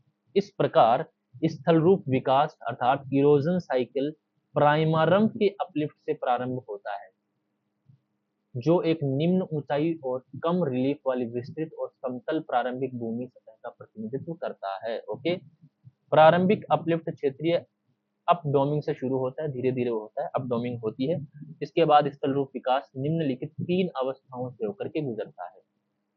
अपडोमिंग शुरू होती है और फिर अपडोमिंग होते होते वहां पर जो स्थल रूप है उसके विकास की प्रक्रियाएं शुरू हो जाती है। डेविस ने कहा था कि पहले स्थल रूप का अपलिफ्टमेंट होता है, लेकिन यहाँ पर जो पेंक महोदय है उनके अनुसार अपलिफ्टमेंट प्लस इरोजन दोनों साथ साथ चलते हैं। ठीक है, सबसे पहला है यहाँ पर ऑक्सीजेंडे एंट्रिक्लुम। ऑक्सीजेंडे एंट्रिक्लुम, ऑक्सीजेंडे एंट्रिक्लुम का अर्थ होता है स्थल रूप विकास की बढ़ती हुई या तीव्र होती हुई दर का चरण। इंपॉर्टेंट लाइन है, ध्यान रखना। ऑक्सीजेंडे एंट्रिक्लुम का अर्थ क्या होता है? स्थल रूप विकास की बढ़ती हुई या तीव्र होती हुई दर का चरण। मतलब इस दर के अंदर क्या है, स्थल रूप की जो हाइट होगी वो बढ़ती हुई चली जाएगी। हालांकि इरोजन हो रहा है, लेकिन इरोजन की स्पीड जो है वो कम होती है लेकिन अपलिफ्टमेंट की जो स्पीड होती है वो बहुत ज्यादा होती है, इसलिए हाइट जो है वो धीरे धीरे बढ़ती चली जाती है। ठीक है, प्रारंभ में क्या होता है, देखो शुरुआत में दर धीमी होती है, फिर दर बढ़ती है, क्योंकि ये लाइन हमने पढ़ ली है। शुरुआत में दर धीमी होती है, फिर दर तेज होती है। ठीक है, प्रारंभ में स्थल जो सतह होती है जिसे हम प्राइमारंभ कहते हैं वो धीरे धीरे ऊपर उठता है, लेकिन कुछ समय के बाद उसकी अपलिफ्टमेंट की जो दर होती है वो तेज हो जाती है। अपलिफ्ट के कारण, अपलिफ्टमेंट के कारण जो चैनल ग्रेडियंट है वो परिवर्तित होता है। जितना ज्यादा अपलिफ्टमेंट होगा चैनल ग्रेडियंट उतना ही ज्यादा होगा। ठीक है, ध्यान रखना। और जितना ज्यादा चैनल ग्रेडियंट होगा फ्लो वेलोसिटी उतनी ज्यादा होगी, फ्लो वेलोसिटी इतनी ज्यादा होगी, काइनेटिक एनर्जी उतनी ज्यादा होगी, काइनेटिक एनर्जी जितनी ज्यादा होगी वो डिस्चार्ज जो है वो बढ़ता जाता है। ठीक है, इसके परिणाम स्वरूप नदियां अपनी घाटियों का तीव्र रूप से डाउन कटिंग करती है, मतलब गहरी होती चली जाती है, वैली डीपनिंग होती है और इन सीजन कटाव करती है। ठीक है, लेकिन अपलिफ्टमेंट की दर वैली डीपनिंग की दर से कहीं अधिक होती है। ध्यान रखना, अपलिफ्टमेंट तेज होता है, कटाव धीरे होता है, इसलिए ऊंचाई जो है वो रिलेटिवली बढ़ती चली जाती है। ध्यान रखना, सापेक्षिक ऊंचाई बढ़ती चली जाती है। ठीक है, निरपेक्ष ऊंचाई तो होती ही है, निरपेक्ष ऊंचाई तो बढ़ती ही है, लेकिन जो सापेक्षिक ऊंचाई होती है वो भी बढ़ती हुई चली जाती है। आई होप आपको सापेक्षिक और निरपेक्ष ऊंचाई पता होगा। देखो मैं बताता हूँ, ये तो है बेस लेवल। ठीक है, और ये है लोकल लेवल।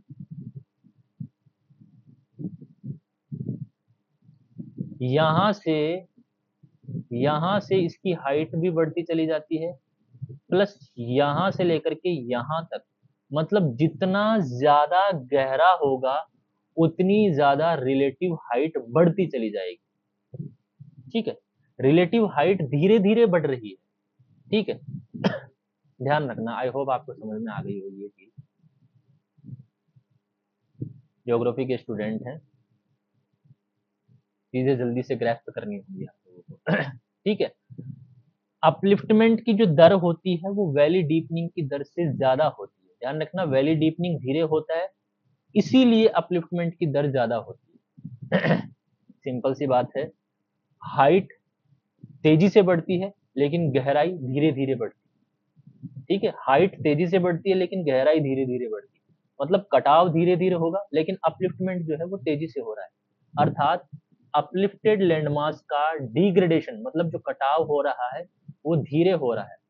लगातार एक्टिव डाउन कटिंग और वैली डीपनिंग के कारण गहरी और सक्रिय वी शेप्ड वैलीज का निर्माण होता है। ध्यान रखें, लगातार डाउन कटिंग होती है, वैली डीपनिंग लगातार होती है, जिसकी वजह से गहरी और सक्रिय वी शेप वैलीज का निर्माण यहाँ पर होता है। जैसे जैसे अपलिफ्ट की दर ऑक्सीजेंडे एंटिक्लुम बढ़ती जाती है, वी शेप वैलियां और उनकी गहराई और उनका जो ढाल होता है वो और भी ज्यादा तीव्र होता चला जाता है। जैसे जैसे ऑक्सीजेंडे एंटिक्लुम बढ़ता जाता है, वी शेप वैली की गहराई और उसका जो तीव्र ढाल होता है वो बढ़ता चला जाता है। ओके, क्योंकि वैली डीपनिंग अपलिफ्ट की गति के साथ तालमेल नहीं रख पाती, वैली डीपनिंग अपलिफ्ट में साथ तालमेल नहीं रख पाती है, इसलिए एब्सोल्यूट हाइट लगातार बढ़ती रहती है। एब्सोल्यूट हाइट लगातार धीरे धीरे बेस लेवल से उसकी हाइट बढ़ती चली जाएगी। ठीक है, अर्थात डिवाइड समिट्स और वैली बॉटम्स दोनों की ऊंचाई बढ़ती जाती है, क्योंकि अपलिफ्टमेंट की दर वर्टिकल इरोजन से अधिक होती है, लेकिन रिलेटिव रिलीफ भी लगातार बढ़ता है क्योंकि वैली डीपनिंग की दर भी बढ़ रही होती है। यहाँ से लेकर के यहाँ तक ये जो लाइन है वो ध्यान रखना। देखो वैली डीपनिंग और अपलिफ्टमेंट दोनों साथ हो रहा है, इरोजन भी हो रहा है प्लस अपलिफ्टमेंट भी हो रहा है। डेविस ने क्या बताया था, पहले अपलिफ्टमेंट होगा फिर इरोजन, यहाँ पर दोनों साथ चल रहे हैं।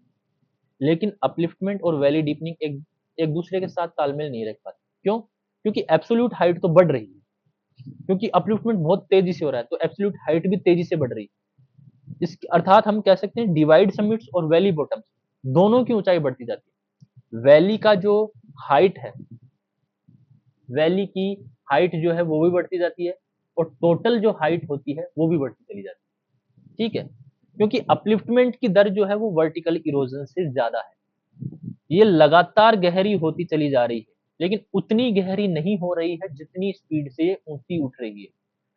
जिस उतनी स्पीड से गहरी नहीं हो रही है जितनी स्पीड से ऊंची हो रही है, मतलब एब्सोल्यूट हाइट भी बढ़ रही है और रिलेटिव हाइट भी क्या हो रही है, बढ़ती चली जाती है, क्योंकि वैली डीपनिंग की दर जो है वो भी धीरे धीरे धीरे धीरे बढ़ रही होती है। क्यों? क्योंकि जैसे जैसे हाइट बढ़ेगी वैसे वैसे स्लोप बढ़ेगा।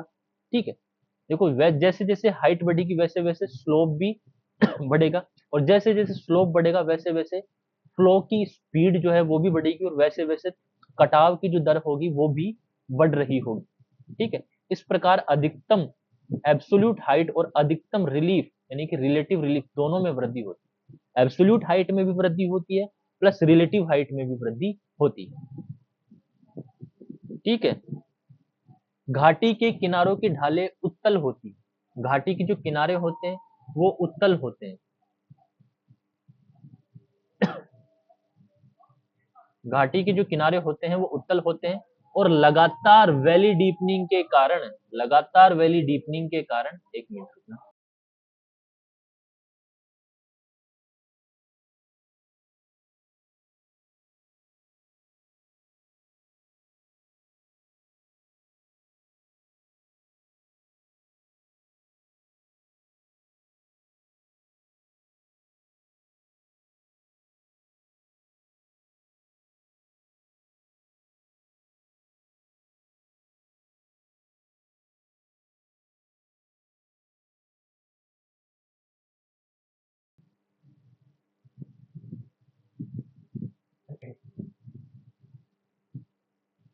ठीक है, घाटी के किनारों की ढालें कॉन्वेक्स होती है, लगातार वैली डीपनिंग के कारण वे अधिक और ज्यादा अधिक तीव्र हो जाती है।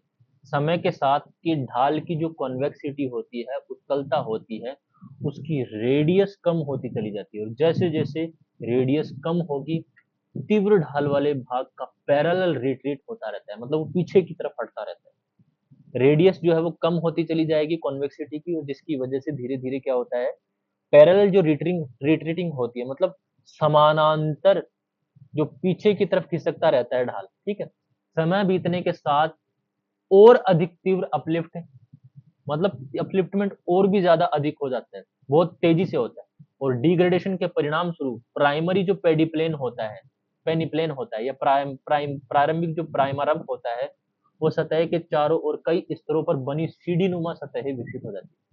क्योंकि इरोजन की स्पीड जो है वो धीरे है, इसलिए यहाँ पर सीढ़ी नुमा सतहें विकसित हो जाती है, जिन्हें क्या कहा गया है, पीडमोंटरप्पन कहा गया है। इंपॉर्टेंट लाइन, ये जो लाइन है वो आप लोगों के लिए इंपॉर्टेंट है, ध्यान रखना। समय बीतने के साथ साथ अपलिफ्टमेंट तेजी से होता है और डिग्रेडेशन होता है। डिग्रेडेशन उतनी स्पीड से नहीं होता है जितनी स्पीड से अपलिफ्टमेंट होता है, इसलिए प्राइमरी जो पेनिप्लेन होता है या प्रारंभिक जो सतह होती है जिसे हमने प्राइमर रंप कहा होता है, उसके चारों तरफ जिस जहां पर उत्थान हो रहा है उसके चारों तरफ जो होता है वो कई स्तरों पर सीढ़ी नुमा सतहें विकसित हो जाती है, क्योंकि लैंडफॉर्म अपलिफ्ट हो रहा है और प्रारंभिक सतह जो हो थी उसके ऊपर अपलिफ्ट हो रहा है, तो उसके चारों तरफ जो है वो सीढ़ी नुमा सतहें जो है विकसित हो जाती है, जिसे क्या कहा गया है, पीडमोंटेरेप्पन कहा गया है। इंपॉर्टेंट है, ध्यान रखना, पीडमोंटेरेप्पन। ओके, इनमें से प्रत्येक सतह डोम के धीरे धीरे उठते किनारों पर विकसित होती है, जिन्हें जर्मन में पीडमोंटेफ्लेश कहा जाता है। ध्यान रखना, ये जो प्रत्येक सतह होती है वो डोम के धीरे धीरे उठते हुए किनारों पर विकसित होता है।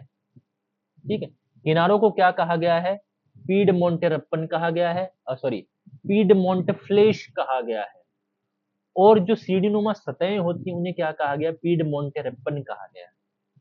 ऐसा लग रहा है ना साउथ इंडिया में कुछ शब्द है लेकिन ये जर्मन वर्ड है। ध्यान रखना, प्रारंभिक सतह के चारों ओर विकसित हुई सीढ़ीनुमा सतहों को क्या कहा जाता है, पीडमोंटे रिपन कहा जाता है। और जिन किनारों पर ये बनती है उन किनारों को कहा जाता है पीडमोंटे फ्लैश। ओके, चलिए आगे चलते हैं। ग्लीक फॉर्मिंग एंटिक्लूम, ये होती है समान अवस्था, समान विकास की अवस्था, समान विकास की अवस्था। इसको 3 भागों में बांटा गया है। ग्लीक फॉर्मिंग एंटिक्लूम का अर्थ है स्थल रूपों का समान या यूनिफॉर्म विकास, समान रूप से। मतलब इसमें क्या होता है, अपलिफ्टमेंट भी हो रहा है प्लस इरोजन भी हो रहा है, लेकिन अपलिफ्टमेंट उसी स्पीड से हो रहा है जिस स्पीड से इरोजन हो रहा है। इसलिए अपलिफ्टमेंट होता तो है लेकिन वो दिखाई नहीं देता है। अपलिफ्टमेंट होता तो है लेकिन वो दिखाई नहीं देता है। रिलेटिव जो हाइट होती है, रिलेटिव हाइट, देखो एब्सोल्यूट हाइट तो बढ़ती रहती है, लेकिन जो रिलेटिव हाइट होती है वो बराबर रहती है। उसकी जो टोटल हाइट होती है वो तो बढ़ती चली जाती है, लेकिन उसकी जो गहरी होने की जो दर होती है वो उसके बराबर होती है। जिस हाइट से वो ऊपर उठ रही है उसी स्पीड से उसमें कटाव भी हो रहा है। तो एब्सोल्यूट हाइट तो बढ़ती है लेकिन उसकी जो रिलेटिव हाइट है वो बराबर रहती है, इसलिए वो समान विकास की अवस्था कहलाती है। उसमें लगता नहीं है कि विकास हो रहा है, उसमें लगता नहीं है कि उत्थान हो रहा है, क्योंकि वैली में खड़े होकर के देखेंगे तो आज भी वही हाइट दिखेगी और परसों भी वही हाइट दिखेगी। क्यों? क्योंकि जिस स्पीड से हाइट बढ़ रही है उसी स्पीड से उसका कटाव भी हो रहा है। ठीक है, आई होप आपको समझ में आ गई होगी। इस अवस्था को अपलिफ्ट और डिग्रेडेशन की दर के आधार पर 3 उपचरणों में विभाजित किया जाता है। अब ये 3 उपचरणों में किस तरीके से हाइट बढ़ रही है, किस तरीके से रिलेटिव हाइट बढ़ रही है, किस तरीके से इरोजन हो रहा है, वो सारा समझाया गया है। ठीक है, इनमें सबसे पहला फेज हम पढ़ते हैं। इस चरण में क्या होता है, अपलिफ्टमेंट की दर अभी भी तीव्र रहती है।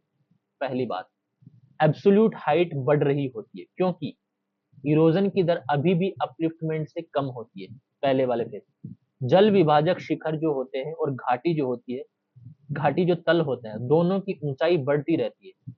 इरोजन की वजह से घाटी तल की ऊंचाई भी बढ़ती रहती है और विभाजक जो शिखर होता है उसकी हाइट भी बढ़ती है, लेकिन यह वृद्धि ऑस्टिजेंडे एंट्विक की तुलना में कम होती है। जिस स्पीड से ऑस्टिजेंडे एंट्विकुलम में हो रही थी उस स्पीड से ना हो करके उससे कम स्पीड में हो जाती है। ओके, इस चरण में अधिकतम यानी कि एब्सोल्यूट हाइट प्राप्त होती है। ये जो चरण होता है इस चरण में एब्सोल्यूट हाइट जो है वो सबसे ज्यादा होती है, लेकिन रिलेटिव रिलीफ जो होता है वो स्थिर रहता है।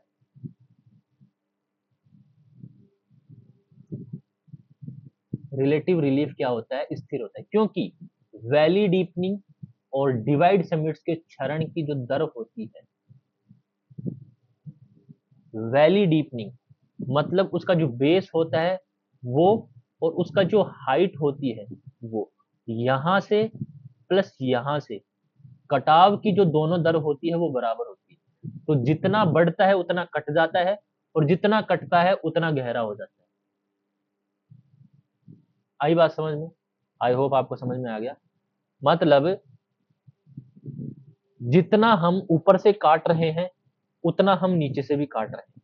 तो ऊपर जो कटा हुआ भाग है, मतलब जिसकी वजह से हाइट कम हो रही है, वही हाइट क्या हो रही है, कंपनसेट हो रही है वैली डीपनिंग के थ्रू।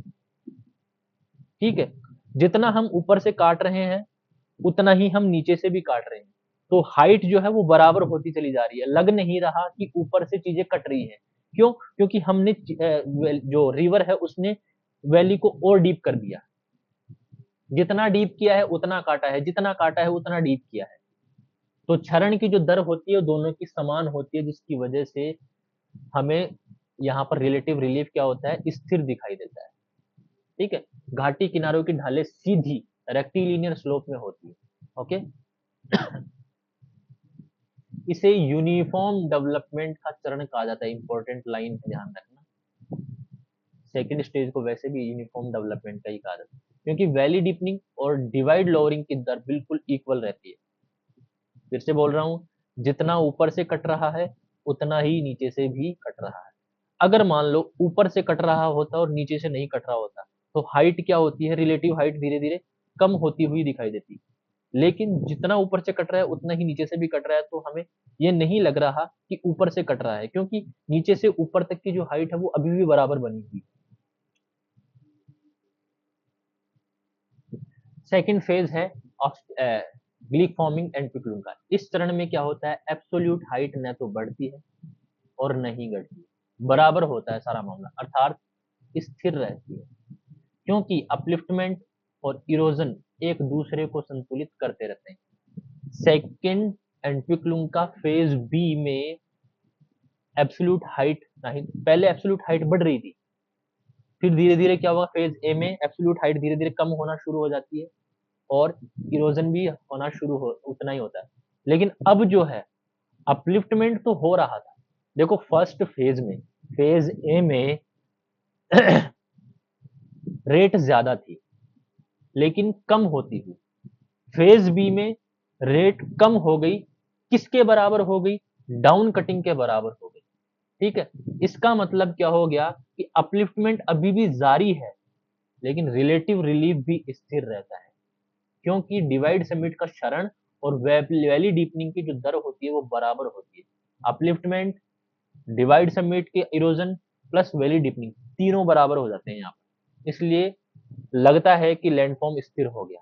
घाटी की ढालें अभी भी सीधी रहती हैं क्योंकि पैरेलल रिट्रीट जारी रहता है। जो पैरेलल रिट्रीट फर्स्ट एंटिक्लुम में, ऑब्स्टिजिंडे एंटिक्लुम में स्टार्ट हुआ था वो अभी भी जारी है। ठीक है, यह चरण लगभग स्थिर एब्सोल्यूट और रिलेटिव रिलीफ के कारण यूनिफॉर्म डेवलपमेंट को दर्शाता है। सब कुछ यूनिफॉर्म हो जाता है, अपलिफ्टमेंट की दर, उसका जो हाइट होती है, मतलब जो टॉप होता है उसके कटाव की दर, प्लस उसके जो बेस की जो कटाव की दर है, वो तीनों क्या हो जाती है, बराबर हो जाती है, इसलिए इसे यूनिफॉर्म डेवलपमेंट दिखाई देती है। तीसरे चरण में क्या होता है, इस चरण में अपलिफ्टमेंट पूरी तरह रुक जाता है, इंपॉर्टेंट लाइन। यहाँ से भाई साहब डिग्रेडेशन शुरू होगा, यहाँ से हाइट कम होना शुरू होगी, एब्सोल्यूट हाइट यहाँ से कम होना शुरू होगी, एब्सोल्यूट रिलीफ या शिखरों की ऊंचाई यहाँ से घटना शुरू हो जाती है, क्योंकि अपलिफ्टमेंट समाप्त हो जाता है, लेकिन इरोजन अभी भी हो रहा है, और इरोजन अगर होगा तो एब्सोल्यूट हाइट कम होगी, प्लस यहाँ पर रिलेटिव हाइट भी कम होनी शुरू हो जाती है। लेकिन फेज सी में रिलेटिव रिलीफ अभी भी स्थिर रहता है, क्योंकि डिवाइड समिट्स के क्षरण और वैली डीपनिंग की दर अभी भी समान बनी हुई। ध्यान रखना, अपलिफ्टमेंट रुका है, valley deepening plus divide summits का जो इरोजन है वो नहीं रुका है, वो अभी भी बराबर हो रहा है, इसलिए रिलेटिव रिलीफ अभी भी स्थिर है, लेकिन इसके बाद में एफटी में वो कम होना शुरू हो जाएगी। क्यों, क्योंकि डिवाइड समिट्स जो है उनका क्षरण तेजी से होगा और वैली डीपनिंग जो है वो धीरे हो जाएगी। मैं फिर से बोल रहा हूं, इसको हम पढ़ते हैं, देखो यहाँ पर तीन चरण यहाँ पर हम पढ़ लिए, इस प्रकार यह उपचरण भी लैंडस्केप के यूनिफॉर्म डेवलपमेंट द्वारा विशेषित होता है। दो चरण हमने पढ़ लिए, दो एंटीक्लू हमने पढ़ लिए। अब हम पढ़ते हैं एफटी एंटीक्लू। इसमें क्या होगा, अपलिफ्टमेंट रुक चुका है पूरी तरीके से, अपलिफ्टमेंट रुक चुका है, मैं फिर से बोल रहा हूं अपलिफ्टमेंट रुक चुका है। इसमें क्या होगा, जो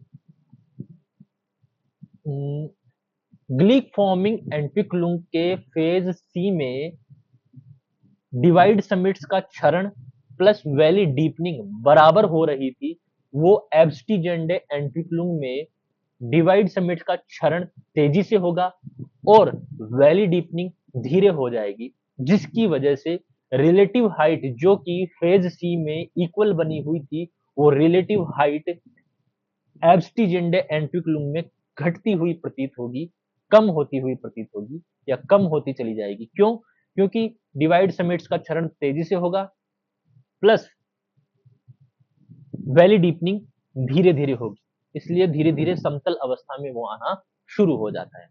चलिए, एब्स्टिजेंडे एंटिक्लुम का अर्थ है स्थल रूपों का घटता हुआ या waning development. Waxing development first and second stage में थी, वैक्सिंग डेवलपमेंट फर्स्ट स्टेज में ज्यादा होती है, और लास्ट जो स्टेज है जिसमें वैनिंग डेवलपमेंट होती है, जिसमें लैंडस्केप पर लेटरल इरोजन का प्रभुत्व बढ़ जाता है, किनारे कटना शुरू हो जाता है, जिसके परिणाम स्वरूप वैली वाइडनिंग होती है तथा वर्टिकल डाउन कटिंग के माध्यम से वैली डीपनिंग की दर में उल्लेखनीय कमी आती है। वैली वाइडनिंग इसमें शुरू होती है। ध्यान रखना, डेविस के according valley widening second stage में शुरू हुई थी और डब्ल्यू पेंक के according valley widening third stage एप्सिजेंडे एंटिकुलम में शुरू हुई है, जिसकी वजह से उसकी जो वैली डीपनिंग है उसमें उल्लेखनीय कमी आती है। ठीक है, इस चरण में स्थल रूपों का क्रमिक अवनयन होता है। ध्यान रखना, इस चरण में विकास नहीं होता है, मतलब उत्थान नहीं होता है, डिग्रेडेशन होता है, अवनयन होता है। एब्सोल्यूट हाइट में भी कमी आती है क्योंकि अपलिफ्टमेंट पूरी तरह समाप्त हो चुका होता है, जबकि डिवाइड समिट्स का डाउन वॉस्टिंग लगातार जारी रहता है। डिवाइड समिट्स कट रहे होते हैं, रिलेटिव रिलीफ भी घटता है। क्यों? डिवाइड समिट्स घट रहे होते हैं और डाउन कटिंग वैली डीपनिंग कम होती गई। वैली डीपनिंग कम होगी और डिवाइड समिट्स का डाउन वॉस्टिंग लगातार जारी रहता है, तो रिलेटिव हाइट अपने आप में क्या हो जाती है? कमी हो जाती है।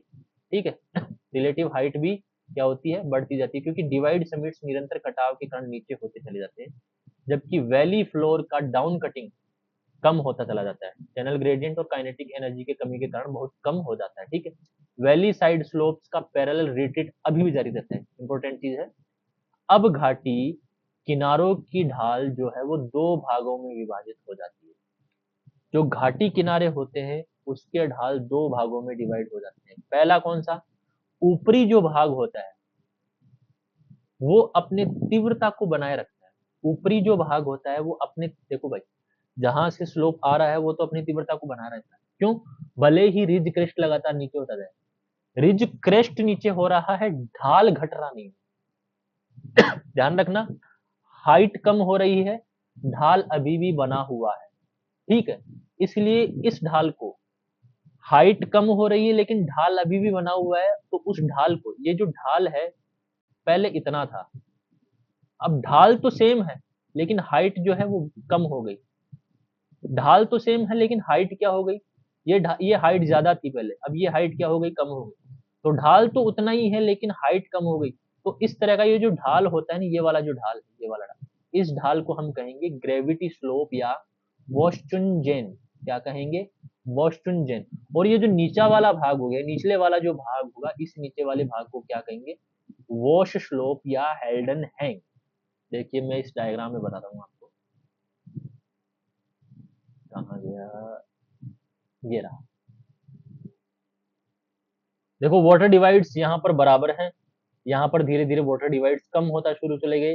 ठीक है, तो ये जो हाइट है, ये जो ढाल है ना, ये ढाल, ये तो बराबर बना हुआ होता है, लेकिन इसकी जो हाइट होती है ना, यहाँ से यहाँ तक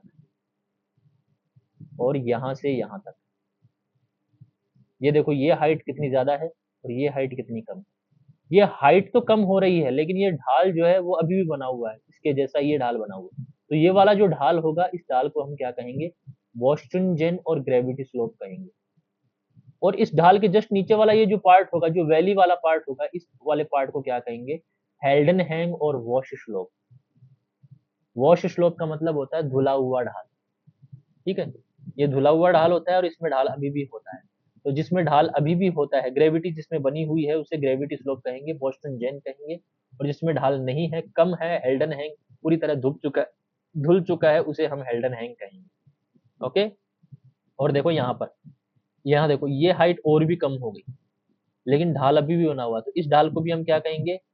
ग्रेविटी स्लोप कहेंगे, इसको वॉश स्लोप। और लास्ट में ये वॉश स्लोप जाकर करके एंडरम बन जाएगा। जैसे प्राइमर रम्प था ना ये वाला, इस प्राइमर रम्प की तरह ये एंडर रम्प बन जाएगा। ठीक है, और ये छोटी बची हुई जो पहाड़ियां हैं, ये क्या बन जाएगी? इंसलबर्ग बन जाएगी। क्या बन जाएगी? इंसलबर्ग बन जाएगी। ठीक है, ये फेज पढ़ लेना आप लोग, इस डायग्राम को देख करके समझना कि वाटर डिवाइड्स यहाँ पर सेम बढ़ रहे हैं। ठीक है, और फिर आगे की तरफ सेम बने हुए हैं, फिर धीरे धीरे वाटर डिवाइड्स धीरे धीरे नीचे की तरफ आते हैं और आखिर में जाकर के और नीचे की तरफ आते हैं और आखिर में जाकर के रेजिडुअल हिल्स इंसलबर्ग के रूप में बच जाते हैं।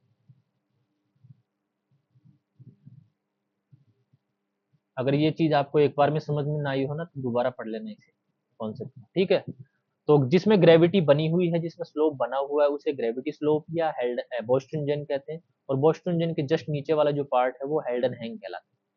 हेल्डन हैंग कम ढाल वाले टॉलस पदार्थों से निर्मित होता है, क्योंकि ग्रेविटी स्लोप से निकले हुए पदार्थ हेल्डन हैंग पर आकर के डिपॉजिट हो जाते हैं, जिन्हें क्या कह देते हैं, टॉलस कह देते हैं। जो ग्रेविटी स्लोप बोस्टन के तीव्र पैरेलल रिट्रीट के कारण, पैरेलल रिट्रीट पीछे हटने के कारण घाटी के आधार पर जमा हो जाते हैं। टॉलस क्या होते हैं, बोस्टन के पीछे की तरफ हटने के कारण घाटी का जो आधार होता है उसके ऊपर जमा हो जाते हैं, जिसे हेल्डन हैंग कहा गया।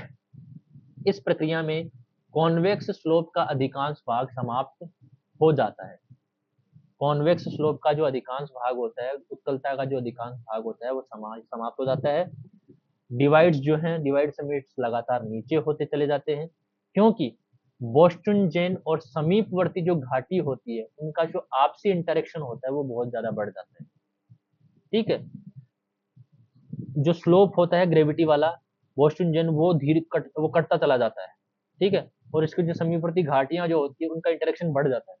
पहले इंटरेक्शन कम था क्योंकि बोस्टन कट कम रहा था, सॉरी बोस्टन नीचे कम धीरे धीरे होता है, लेकिन अब धीरे धीरे स्पीड से धीरे धीरे होना शुरू हो जाता है, तो समीपवर्ती घाटियां और बोस्टन का इंटरेक्शन बढ़ जाता है। बोस्टन और हेल्डन हैंग के मिलन से स्लोप में तीक्ष्ण परिवर्तन उत्पन्न होता है, जैसे जिसे हम कहते हैं ना स्लोप ब्रेक, जिसे हम कहते हैं स्लोप ब्रेक। ये परिवर्तन हमें पहले तो स्पीड से नीचे आ रही होती है चीजें, फिर एकदम से स्लो हो जाती है। तो बोस्टन वाला जो पार्ट होता है वो तो स्पीड वाला पार्ट होता है, और हेल्डन हैंग वाला जो पार्ट होता है वो जेंटल वाला पार्ट होता है। तो यहाँ पर जब हेल्डन हैंग से सॉरी बोस्टन से हेल्डन हैंग में जैसे ही एंटर करते हैं तो वहां पर एक तीक्ष्ण परिवर्तन हमें देखने को मिलता है, तीक्ष्ण परिवर्तन हमें देखने को, जिसे हम निक ब्रेक कहते हैं। ठीक है, एक निक ब्रेक उत्पन्न होता है। हेल्डन हैंग या वॉश स्लोप धीरे धीरे ऊपर की ओर ग्रेविटी स्लोप की कीमत पर फैलता जाता है। ग्रेविटी स्लोप खत्म होता चला जाता है और वॉश स्लोप धीरे धीरे ऊपर उठता हुआ चला जाता है। मतलब वॉश स्लोप और ग्रेविटी स्लोप दोनों धीरे धीरे बराबर होना शुरू हो जाते हैं, और धीरे धीरे क्या होगा, फिर ये ग्रेविटी स्लोप खत्म हो जाएगा और छोटी छोटी शंक्वाकार पहाड़ियां बची रह जाएंगी यहाँ पर। इस अवस्था के उन्नत चरण में ग्रेविटी स्लोप जो बोस्टन है वो संकुचित हो जाता है, छोटा हो जाता है, शंक्वाकार अवशिष्ट पहाड़ियों में बदल जाता है, जिन्हें क्या कह देते हैं, इंसेलबर्ग कहा जाता है। छोटी छोटी पहाड़ियां बची रह जाती है वहां पर। ठीक है, अंततः इंसेलबर्ग्स भी समाप्त हो जाते हैं। ध्यान रखना, मोनोटोनॉक्स वहां पर समाप्त हुए नहीं बताते हैं, लेकिन डब्ल्यू पेंक के अनुसार इंसेलबर्ग्स क्या होते हैं, धीरे धीरे समाप्त हो जाते हैं, और पूरा लैंडस्केप कॉनकेव वॉश स्लोप यानी कि हेल्डन हैंग से आच्छादित हो जाता है। चारों तरफ हेल्डन हैंग ही हेल्डन हैंग हो जाते हैं। बोस्टन भी समाप्त हो जाते हैं, जिन बोस्टन के कारण छोटी छोटी शंक्वाकार पहाड़ियां बची हुई थी, और शंक्वाकार पहाड़ियां जैसे ही खत्म होती है बोस्टन भी समाप्त हो जाता है, और चारों तरफ हेल्डन हैंग ही हेल्डन हैंग होता है। इस प्रकार एब्स्टीजेंडे एंट्रिकुलम के अंत में जो विस्तृत समतल सतह बनती है उसे क्या कहा गया, एंडररम्फ कहा जाता है। और इसी एंडररम्फ को डेविस ने क्या कहा था, पेनिप्लेन कहा था। मतलब जैसा पेनिप्लेन होता है वैसा ही एंडररम्फ होता है। तो प्रारंभ में प्राइमरम्फ, एंड में एंडररम्फ।